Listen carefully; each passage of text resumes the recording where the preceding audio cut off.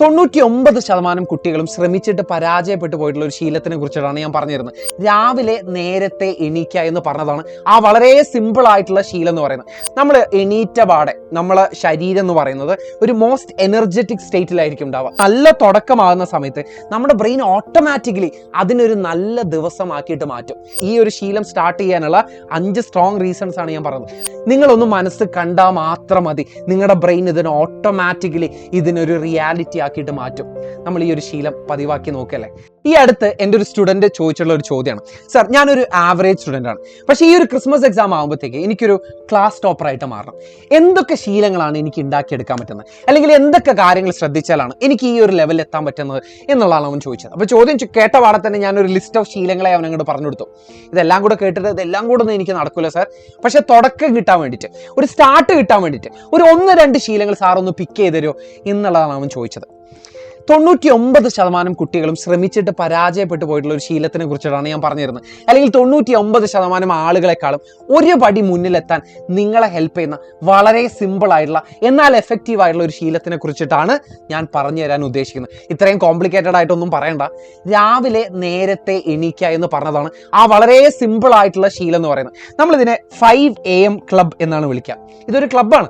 ഈ ക്ലബിലേക്ക് ജോയിൻ ചെയ്യുക എന്ന് വെച്ചാൽ രാവിലെ നേരത്തെ എണീക്കുക എന്ന് പറഞ്ഞാൽ ആ ഒരു ശീലം നിങ്ങൾ പതിവാക്കുകയാണെന്നുണ്ടെങ്കിൽ എങ്ങനെയാണ് നിങ്ങളൊരു ക്ലാസ് ടോപ്പർ ആകുന്നത് എന്നുള്ളതിൻ്റെ 5 കാരണങ്ങളാണ് ഈ ഒരു വീഡിയോയിൽ ഞാൻ ഡിസ്കസ് ചെയ്യുന്നത്. അതിൻ്റെ കൂട്ടത്തിൽ തന്നെ രാവിലെ നേരത്തെ എണീക്കാൻ ഏറ്റവും ബെസ്റ്റ് ആയിട്ടുള്ള ഏറ്റവും എളുപ്പത്തിൽ നിങ്ങൾക്ക് ചെയ്യാൻ പറ്റുന്ന ഒരു ട്രിക്കും ഞാൻ ഇതിൻ്റെ കൂട്ടത്തിൽ പറഞ്ഞുതരാം.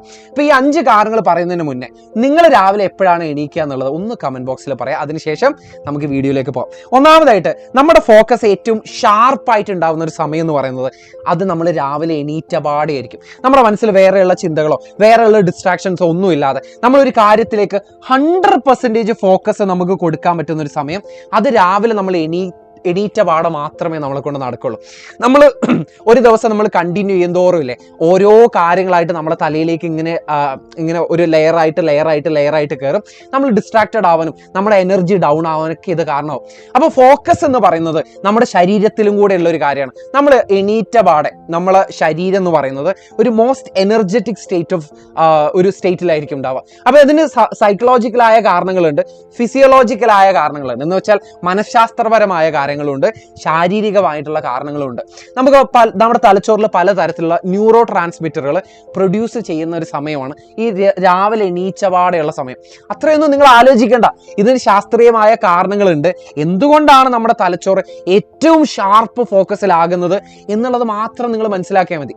രണ്ടാമത്തെ കാരണം എന്ന് പറയുന്നത് ഒരു തരത്തിലും നമ്മളെ വേറെ ആരും ഡിസ്ട്രാക്ട് ചെയ്യാത്തൊരു സമയമാണ് ഈ രാവിലെ നേരത്തെ എണീക്കുന്ന സമയം. അതായത് ഒരു 5 മണിക്ക് എണീറ്റ സമയം എന്ന് പറയുന്നത് നിങ്ങൾ ആരും മെസ്സേജ് ചെയ്യില്ല, നിങ്ങളെ വേറെ ആരും അന്വേഷിക്കുന്നില്ല, നിങ്ങളെ വീട്ടുകാരൊന്ന് കടയിൽ പോയി വാടാന്നോ അല്ലെങ്കിൽ വേറെ എന്തെങ്കിലും ചെയ്യടാ എന്ന് പറയുന്ന ഒരു സമയമല്ല ഈ പറഞ്ഞിട്ടുള്ള അതിരാവിലെയുള്ള ഒരു സമയം എന്ന് പറയുന്നത്. അപ്പോൾ ഒട്ടും ഡിസ്ട്രാക്ഷൻ ഇല്ലാത്തൊരു സമയം കൂടിയാണ് ഈ അതിരാവിലെയുള്ള ഈ ഒരു 5 മണി 6 മണി സമയം എന്ന് പറയുന്നത്. അതാണ് നമ്മുടെ രണ്ടാമത്തെ കാരണം. മൂന്നാമത്തെ കാരണം എന്ന് പറയുന്നത് നമ്മൾ എപ്പോഴും ചെയ്യുന്ന ഒരു മിസ്റ്റേക്കാണ്.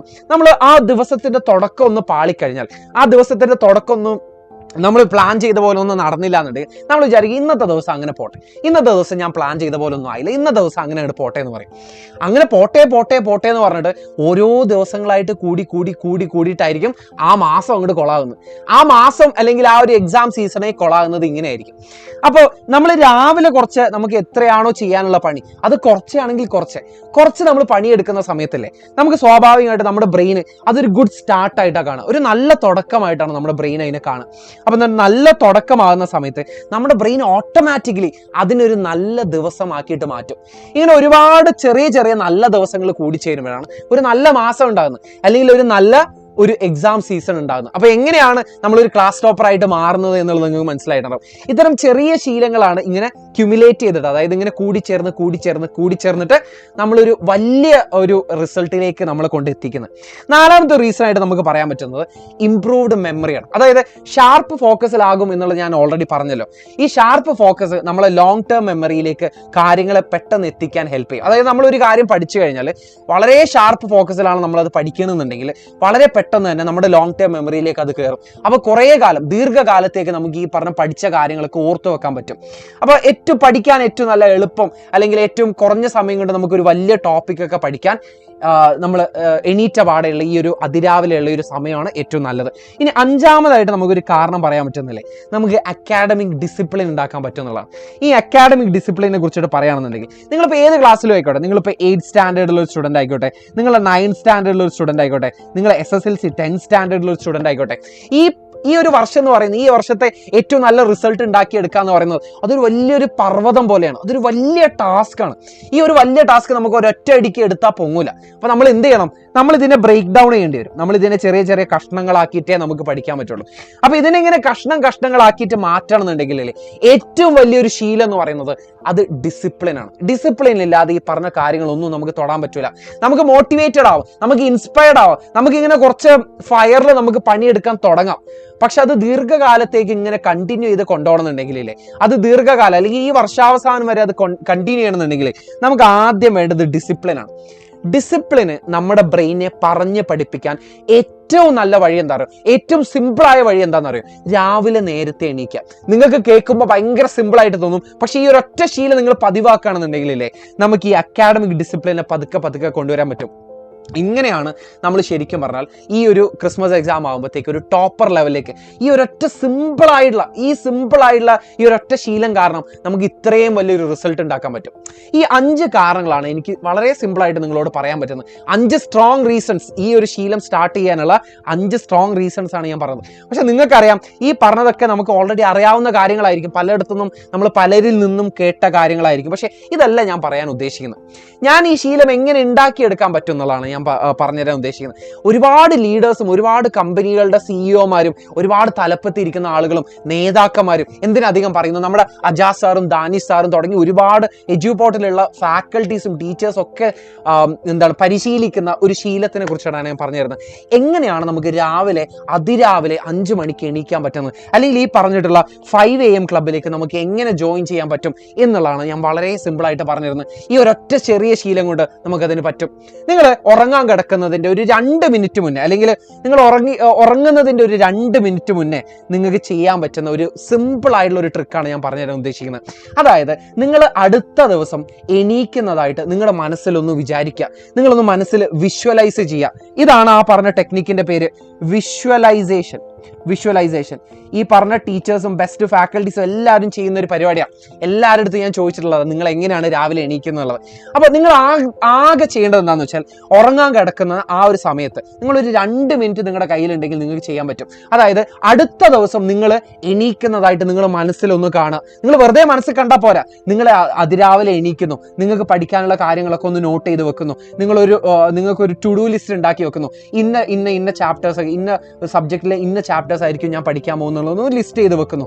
നിങ്ങൾ പഠിക്കുന്നതായിട്ട് നിങ്ങൾ മനസ്സിൽ കാണാം. പഠിക്കുമ്പോൾ നിങ്ങളുടെ മനസ്സിലുണ്ടായിരുന്ന ഒരുപാട് ടെൻഷൻ മാറുന്നതായിട്ട് കാണാം. നിങ്ങൾ എക്സാം വൃത്തിക്ക് എഴുതുന്നത് നിങ്ങളൊന്ന് മനസ്സിൽ കാണാം. നിങ്ങൾ അങ്ങനെ ഒരു ക്ലാസ്സിൽ ഒരു ടോപ്പറായിട്ട് മാറുന്നത് നിങ്ങളെ മനസ്സിലൊന്ന് കാണാം.